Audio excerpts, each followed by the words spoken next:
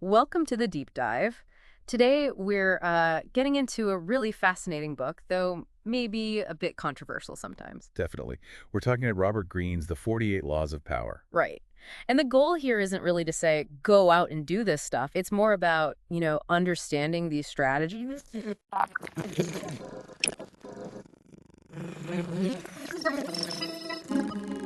Powerful and sometimes manipulative ideas. And today we're doing a focused dive. We're not trying to cover all 48 laws. That would be a Way lot. too much for one session, yeah. We're zeroing in on 5 specific ones. Okay. And for each, we'll look at the main idea, Greene's historical examples, the sort of do's and don'ts, and then, what we can actually take away from it. Sounds good. So where do we start? Law number. Let's kick off with Law 31. Control the options, get others to play with the cards you deal. Okay, control the options. What's the core idea there? Well, it's basically about creating an illusion of choice. Yeah. You make people feel like they're deciding freely, but actually, all the choices you give them lead back to what you want. Ah, so it's like setting up a maze where all paths lead to the center. Exactly. Or like offering the lesser of two evils, where both evils still benefit you somehow. Or trapping someone on the horns of a dilemma. Greene uses historical examples for this, right? Yeah. A big one is Ivan the Terrible. He was clashing with the boyars, the nobles. Right. So he pulls this dramatic move. He basically pretends to abdicate, steps down. Creates a power vacuum. Precisely. And the people, terrified of anarchy and civil war, what do? They panic, I imagine. They beg him to come back. But on his terms this time. Absolute power. Wow. So his withdrawal forced their hand. They chose his return over chaos. It was a brilliant, if ruthless, manipulation of their options. That's a powerful example. Any others? Well, there's Ninon de Lenclos, the 17th century courtesan. She totally flipped the script on her patrons. How so? She set up this system. You had payers paying lovers, but with limited control or access. And then martyrs, admirers who didn't pay, they just hoped they might eventually become a favorite, a chosen one. So she created this tiered system of hope. Exactly. It gave men the feeling of choice, invest now or wait and hope. But either way. She benefits, financially or socially. Right. That tiny, irresistible carrot of maybe becoming the favorite kept them all in her orbit. It's subtle. Are there quicker examples too? Sure. Greene mentions J.P. Morgan Sr. offering a low price for a pearl scarf pin, basically saying, take it or leave it. Limits the jeweler's choice right down. And there's a folk tale, the king of Armenia, the liar. A poor man traps the king in a logic puzzle. How? He says something like, if I'm a liar, give me the prize apple. If I'm telling the truth, you owe me gold according to our bet. Huh. So whatever the king says, the man wins something. Exactly. The king's options are controlled. It shows up in unexpected places. Therapy, even. Yeah, Milton Erickson, the therapist. He'd sometimes order patients to relapse. Order them to relapse. Why? It sounds counterintuitive, but it forces them to consciously choose to recover, to defy the order. It gives them agency over the recovery. That's fascinating. What about business? John D. Rockefeller. He secretly bought up railway companies. Why secretly? So the smaller oil producers suddenly found their shipping options disappearing, controlled by Rockefeller. It basically forced them to sell out to him. Control the infrastructure, control the players. Pretty much. And Ambroise Vollard, the art dealer. What did he do? He'd show potential buyers paintings, starting with less desirable ones, maybe raising the price with hesitation on a slightly better one. Making the current option seem more urgent, more valuable than it maybe was. Exactly. Creates pressure, limits the perceived options to buy now or miss out. Cardinal de Retz, too. Manipulating someone indecisive. Right, the Duke of Orleans. Retz apparently exaggerated dangers in all directions, except the one path Retz actually wanted the Duke to take made it seem like the only safe option. It's like shining a spotlight on one door in a deuce room. And Serge Stavisky, the fraudster. His schemes were so tangled up with the government that prosecuting him became too politically damaging for them. They were forced to, sort of leaving alone, he implicated his potential attackers. Wow. Control by entanglement and military strategy. General Sherman in the Civil War. Divided his army. Creating a dilemma. Yep. Forced the Confederates into a situation where retreating from one wing meant running straight into the other. Right. No good options for them. Okay, so a lot of ways to apply this. What are the key do's and don'ts then? Well, do offer options that basically always favor you, one way or another. Right. Do create those dilemmas where both choices help you out. Okay. Do consider using withdrawal or disappearance. Make people realize what they lose if you're gone. Like Ivan the Terrible. Exactly. Do maintain that illusion of choice. Make it feel like their decision. And include that carrot. Yes, do include some potential future gain, even if it's slim like Ninon did. Makes sense. What about the don'ts? Well, don't make the alternative so risky that you could also lose big time. Unless it's a calculated risk, a bluff you can handle. Right. Don't corner yourself too. And crucially, don't be too obvious. If they see the strings, the illusion breaks. Got it. So, practical takeaways. When you're presenting choices, think about how to frame them to gently steer people your way. Mm-hmm. Understand that people value feeling like they're in control, that perceived freedom is powerful. Okay. Recognize that sometimes weirdly limited options can actually be comforting to people, easier to handle. You can use that. Interesting point. And yeah, use the threat of a worse alternative to make your preferred option look better. Control the menu, essentially. Okay. Law 31, control the options. Let's move to the next one. Right. Law 32. Yeah. Play to people's fantasies. Ooh, this sounds intriguing. Fantasies. The core idea here is that people are often drawn more to romance, dreams, and, well, fantasies than to cold, hard reality. Especially when reality is tough. Exactly. Appealing to desires and dreams can be way more powerful than just sticking to the facts. So, tell me about Bragadino in Venice. That's one of Greene's examples, right? A classic one. Venice was kind of in decline, losing its edge. Then rumors start swirling. About? An alchemist. Someone who could multiply gold, restore the city's fortunes overnight. The ultimate fantasy for a struggling state. Totally. And along comes Bragadino. He looks the part, seems wealthy, makes vague but grand promises. Taps right into that collective dream. Perfectly. People wanted to believe. Greene talks about this alchemy fever gripping the city. Bragadino delayed, made excuses, talked about needing a special substance from the city mint. String them along. Yeah, but his whole persona, his apparent wealth, his confidence, that was his argument. People desperately wanted the fantasy to be true. So the fantasy was easier, more appealing than the reality of hard work to fix a miss. That's Greene's point. Fantasy is often simple, attractive. Reality can be complex, ugly, demanding. It reminds me of that fable, the stag and the lion. La Fontaine's fable, yeah. The lion's queen dies. The stag claims she appeared to him in a vision, saying comforting things. A total fabrication, presumably. Almost certainly. But the lion wanted to believe this comforting fantasy. So instead of punishing the stag for, well, maybe lying or intruding, He rewards him. he rewards him. The pleasant fantasy won out over reality. Wow. Okay, who else plays to fantasies? George Salmanazar. He showed up in London, claiming to be from Formosa, Taiwan. Okay. But he invented this incredibly elaborate, totally fake culture, language, alphabet, everything. Why? It fed the English desire at the time for the exotic, the far off, the completely different. They ate it up. They wanted the fantasy of this strange land. And Mata Hari, Greene says her actual looks were maybe not extraordinary, Really? but she built this persona, this fantasy of being mysterious, exotic, Javanese royalty, breaking all the rules. That's what drew people in. The fantasy was more captivating than the person. Definitely. Then there's Oscar Hartzell. He ran this huge scam involving the supposed lost treasure of Sir Francis Drake. The Drake treasure. Yeah. He told people with the last name Drake that they were heirs to this massive fortune. They just needed to contribute funds to help claim it. Playing on the fantasy of sudden, unearned wealth and maybe a sense of belonging. Exactly. A mystical union of the oppressed Drakes, as Greene puts it. Tapped right into that dream. Incredible. And art forgery, too. Han van Meegeren.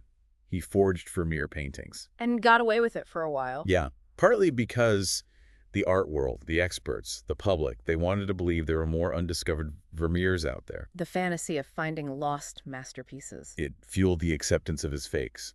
The desire made them less critical. Okay, so the do's for playing to fantasies. Do be a source of pleasure. Connect with what people dream about. Right. Do promise big, dramatic transformations, not slow, boring improvement. Think alchemy, not careful saving. Got it. Do focus on the mundane, dull reality that people want to escape from. Highlight what your fantasy offers in contrast. Make the escape look appealing. Do offer something distant, seemingly perfect, free from everyday hassles. And do keep the fantasy a little vague, a bit out of reach. Don't let it become too concrete or too easily examined. The mystery is part of the appeal. What about the don'ts? Well, don't promise hard work and slow progress. That bursts the fantasy bubble. Right. Don't let the fantasy become too familiar or ordinary. It needs to stay special. Keep it slightly elevated. And don't be too blunt or direct in describing it. Let people's own imaginations fill in the gaps. Okay. Practical takeaways here. First, you really need to identify the underlying desires, the escapist dreams of the people you want to influence. What are they really longing for? Do your homework on their psyche. Then craft your message, your story, your image to align with those specific fantasies. Correct. Understand the immense power of hope and the attraction of things that seem just slightly out of reach, unattainable. And maintain a certain distance, a bit of mystery. Don't become too predictable or too real. Keep the fantasy alive. Keep the magic going. Okay, Law 32, fantasies. What's number 3? Number 3 is Law 33. Discover each man's thumbscrew. Thumbscrew. That sounds unpleasant. It refers to finding someone's specific weakness. Everyone has one, Greene argues. An insecurity, an uncontrollable emotion, a secret pleasure, a gap in their armor. And the idea is to find it. Find it, and then you have leverage. You know where to apply pressure, or perhaps where to offer comfort. Like finding a hidden button. Exactly. Greene starts with Aesop again, the fable of the lion and the fox. What happens there? The fox flatters the lion's pride, his vanity, goading him into trying to jump a ravine he clearly can't manage. And the lion tries it. And fails, leading to his death. The fox exploited the lion's key weakness, vanity. A deadly weakness. Who else exemplifies this? Cardinal Richelieu is a prime example. Early in his career, he focused on the Queen Mother, Marie de Medici. What was her weakness? She craved attention and validation. Richelieu flattered her, paid attention to her favorite, Concini, and gained influence. Okay, standard court politics, maybe? But then he shifted allegiance to the king, Louis XIII. And found his thumbscrew. Yep. The king was somewhat childish, insecure, needed a strong father figure, someone decisive. Richelieu filled that void. So he adapted his approach based on the specific weakness he found. Masterfully. He understood the Queen Mother's insecurity and the king's indecisiveness. Any con artists use this. Seems like their bread and butter. Absolutely. Count Victor Lustig again. He targeted Mr. Herman Lawler in Palm Beach. What was Lawler's deal? Newly rich, but deeply insecure about his social standing, craved respect, and also quick money. A common combination, maybe? Lustig played on both.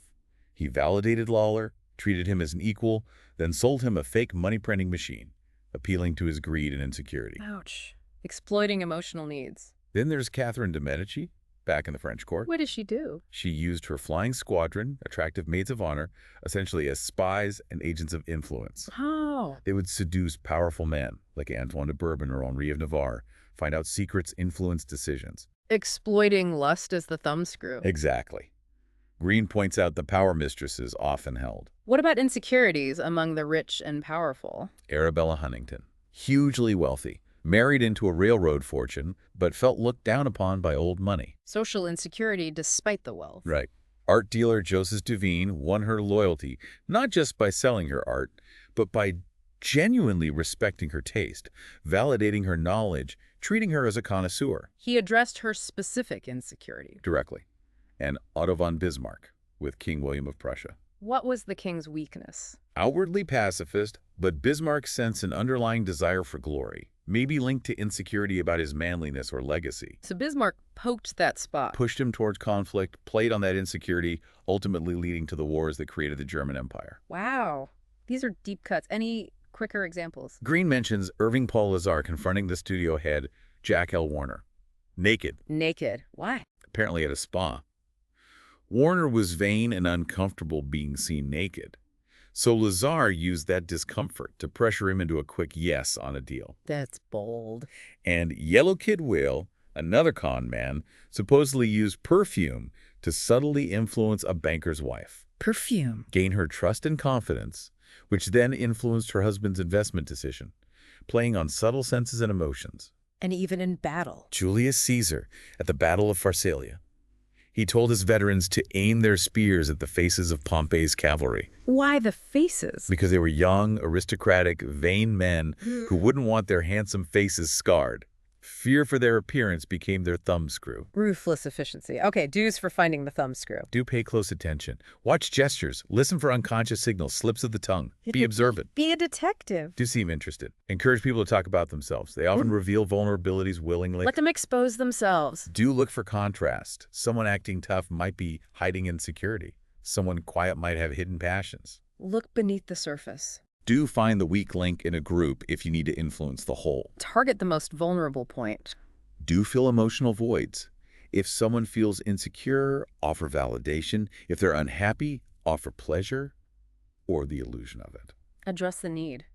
Do feed uncontrollable emotions, lust, greed, vanity, hatred, fear.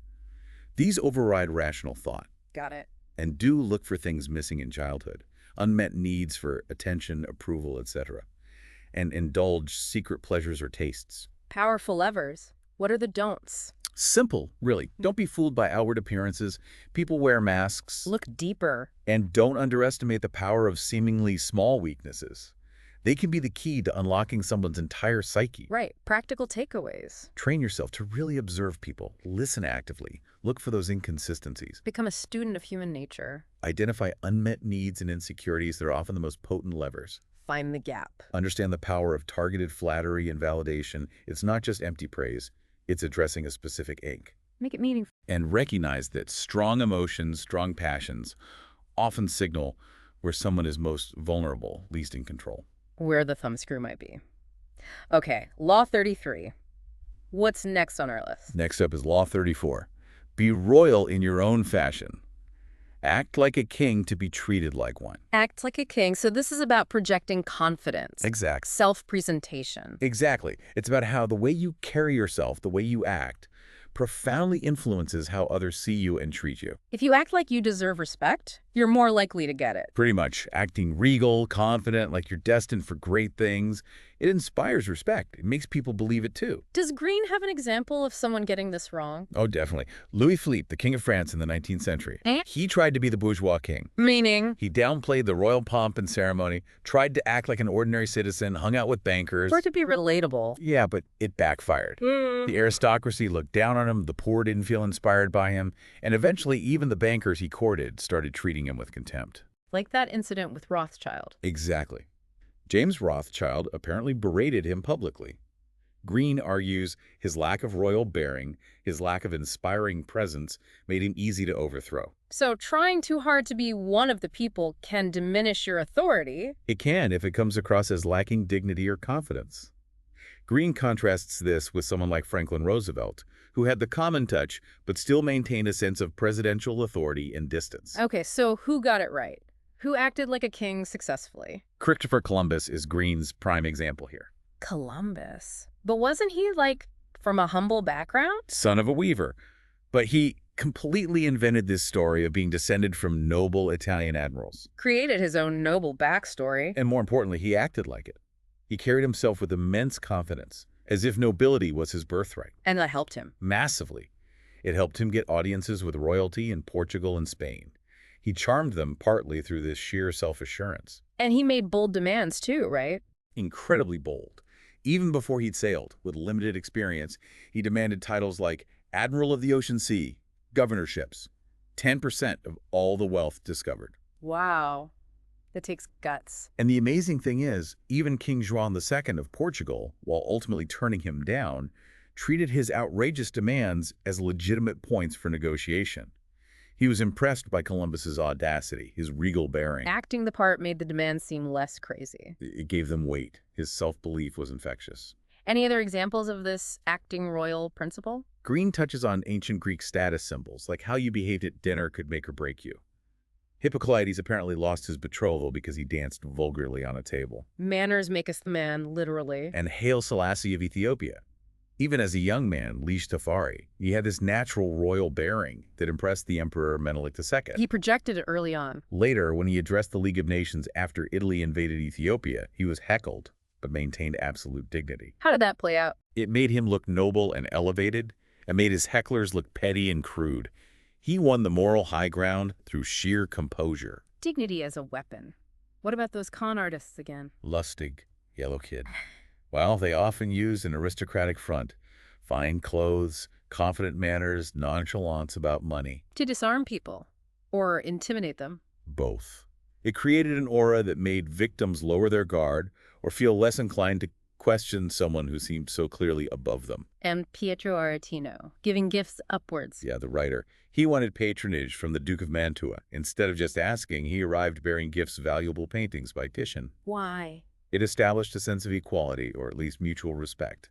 He wasn't approaching as a supplicant, but as someone offering value, acting like an equal, which made the Duke more receptive. Interesting tactic. Okay, the dues for acting royal. Do carry yourself with confidence, project that regal aura like you belong in charge. Own the room. Do believe in your own destiny. That self-belief radiates outwards. Convince yourself first. Do make bold demands. Don't sell yourself short. Ask for what you think you're worth, maybe even a little more. Set your price high. Do act with dignity, especially under pressure. Like Haile Selassie.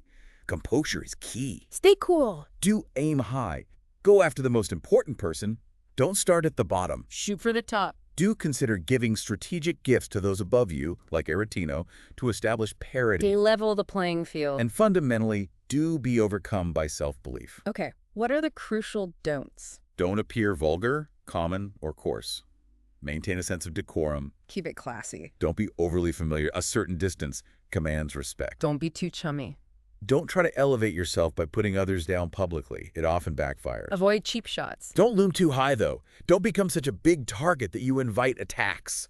Find the balance. Right. Don't confuse regal bearing with arrogance. Arrogance often signals insecurity, which undermines the effect. Confidence, not cockiness. Don't hurry. Kings don't rush. Act deliberately. Project calm control. And don't show doubt or lose your dignity. Ever. Got it. Practical takeaways. Recognize that how you see yourself directly impacts how others see you. Self-perception is huge. It starts from within. Understand that people make quick judgments based on your demeanor, your bearing. Use that. First impressions matter. Cultivate genuine self-worth. It's the foundation for confident action and making those bold demands seem natural. Build that inner core. Use bold requests strategically to signal your high value. Anchor high. And practice maintaining composure and dignity, especially when things get tough. It's a sign of strength. Keep your head held high. Okay, that's Law 34. We have one more left for this deep dive. That's right. Law 35. Master the art of timing. Timing. This feels fundamental. Timing is everything. Greene would definitely agree. He argues that timing isn't just important. It's an art you have to master for power to be effective. What does that involve? More than just waiting for the right moment. It's multifaceted. It involves patience, yes, but also sensing the spirit of the times, knowing the right moment to strike versus when to hold back, and even how to mess with your opponent's timing. Disrupting their rhythm. Exactly. Who better to illustrate this than Joseph Fouché, Fouché, the French politician during the Revolution in Napoleon. the ultimate survivor? Started as a quiet teacher, then threw himself into the revolution. Sensed the changing times. Perfectly. He aligned himself with Robespierre when he was rising, then sensed Robespierre's peak and shifted against him just in time. Risky move. Extremely. He'd briefly align with radicals, then pull back. He knew when to lie low when he was out of favor, just waiting patiently. Patience seems key here. Crucial. He eventually became Napoleon's Minister of Police, but even then, he kept sensing the shifts. Anticipating Napoleon's fall. Yes, and conspiring accordingly. He managed to survive regime change after regime change. His whole career was a masterclass in timing, recognizing the trend, anticipating reactions, and having incredible patience. Amazing adaptability. What other examples does Greene use? There's the story from Plutarch about Sertorius and the two horses. How does that go? Sertorius has two men try to pull the tails off two horses. One strong man tries to yank the whole tail off at once and fails. A weaker man plucks the hairs out one by one. And eventually succeeds. Right. The lesson being that steady, patient, well-timed effort often beats brute force applied at the wrong time or in the wrong way. Gradualism versus impatience. And there's a Chinese story about Mr. Xi and Mr. Meng. What's the gist? They both send their sons to different royal courts. Mr. Xi's sons succeed because they adapt to the spirit of each court learning scholarship in a scholarly court, warfare in a warlike one. Mr. Meng's sons fail because they apply the wrong approach at the wrong time. Misreading the rhythm, the timing of the situation. Exactly. Timing is about attunement. What about buying time? The story of the prisoner who tells the Sultan he can teach his horse to talk in a year. It's a gamble, but it buys him time. In a year, the Sultan might die, the horse might die, or maybe he'll even teach the horse a few words. The point is, time creates possibilities. Delay as a tactic. And Dodsley's fable of the trout and the gudgeon. The wise mother trout warns her impatient young one not to rush for the bait. Then a foolish gudgeon darts out, And gets hooked. serving as a lesson. Observe, wait, don't be too hasty. Impatience is dangerous. What about rushing things? The Ming painter, Cho Yun, rushing to get to town before the gates close, he trips, scatters his important papers, and ends up being late anyway. Trying to force the pace led to failure. Right, fear and impatience mess up timing. Who used patience well? Tokugawa Ieyasu in Japan. He patiently waited while his rival Hideyoshi launched a rash, costly invasion of Korea. Let his rival weaken himself. And then, when the time was right, Ieyasu made his move and took power. Perfect timing based on patience. And disrupting others' timing. Sultan Mehmed the Conqueror. He kept the Hungarian emissary waiting, pretending to negotiate peace. While he was actually... Focusing on fighting a different enemy, Uzun Hasan. Kept the Hungarians off balance, unable to act, manipulated their timeline. Making them wait. What about speeding things up? Caesar Borgia. Sometimes suddenly pressed for decisions, giving opponents no time to think or consult. Created paralysis through speed. The sudden strike. Joseph Duveen, the art dealer again. Used deadlines to force indecisive clients like Rockefeller to commit to a purchase. Creating urgency. Freud noticed setting a definite end date for therapy sometimes spurred sudden progress in patients. The deadline effect. Jacques Lacan, another psychoanalyst, famously ended sessions early, sometimes abruptly. Why? To make patients value the time more, to break comfortable rhythms, to jolt them, manipulating the session's time. And even magicians. Houdini, Robert Houdini, they understood how slowing down the pace, adding pauses, could build suspense, alter the audience's perception of time, made tricks seem more impossible. Controlling the tempo of the experience. Okay, so deuce for mastering timing. Do cultivate patience. Wait for the right moment. Don't rush. Patience is a virtue here. Do recognize the spirit of the times. What are the prevailing trends? Go with them or know when to wait for them to change? Read the room. Read the era. Do anticipate reactions. How will people respond to events or movements? Plan accordingly. Think ahead. Do play for time when you're weak or unprepared. Delay can be strength. Buy yourself space. Do use speed and decisiveness at the end when the moment is right to strike or conclude matters. Finish strong. Do learn to disrupt your opponent's timing, make them hurry when they want to wait, make them wait when they want to act. Throw them off balance. Do use deadlines, real or artificial, to compel action. Create pressure points. Do consider slowing down the pace sometimes. It can create suspense, make you seem more deliberate, more thoughtful. Control the tempo. And do finish things decisively. Don't leave things hanging when the time comes to act. No half measures at the end. What are the don'ts? You don't rush just because you're scared or impatient. That's usually when mistakes happen. Avoid panic moves. Don't miss the big picture, the prevailing currents. Don't be caught going against a strong tide unnecessarily. Don't fight the inevitable unless you have a plan. Don't get stuck on a sinking ship. Know when to cut your losses or change direction if the times are against you. Adapt or perish. Don't struggle pointlessly or act rashly when the situation is truly unfavorable. Wait for a better moment. Conserve energy. Don't hesitate when the perfect moment does arrive. Seize it. Strike while the iron is hot. And don't let your opponents dictate the timing. Try to control the rhythm of events yourself. Stay in the driver's seat.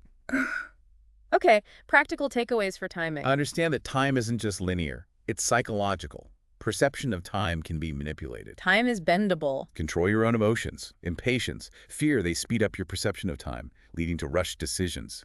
Stay calm to stay clear-headed about timing. Slow down internally. Greene talks about 3 types of time to recognize. Long time needs patience. Forced time, using speed offensively. And end time needs decisiveness. Learn to work with all 3. Different tempos for different situations. And ultimately develop that intuition, that feel for the opportune moment, knowing when to act and, crucially, when not to act. Cultivate that sense of timing. Okay, so that brings us to the end of our 5 laws for this deep dive. We've covered Law 31, controlling options. Law 32, playing to fantasies. Law 33, finding the thumbscrew. Law 34, acting like a king. And Law 35, mastering the art of timing. We went through the core ideas, the anecdotes Greene uses, the do's and don'ts, and the practical takeaways for each one. Yeah, we've covered the ground for these 5. And remember, the point isn't necessarily endorsement, but understanding. Right. Recognizing these dynamics, whether you use them or not, gives you a different lens, doesn't it? For looking at history, politics, even just office dynamics. Absolutely. It helps decode what might be happening beneath the surface. So maybe a final thought for our listeners. How might knowing these 5 specific laws change how you look back at certain events, or maybe how you anticipate things playing out in the future? It's definitely food for thought. How power operates, how influence works. These patterns repeat. We definitely encourage everyone to keep exploring these ideas, the book itself, and the whole complex world of power and influence. There's always more to learn.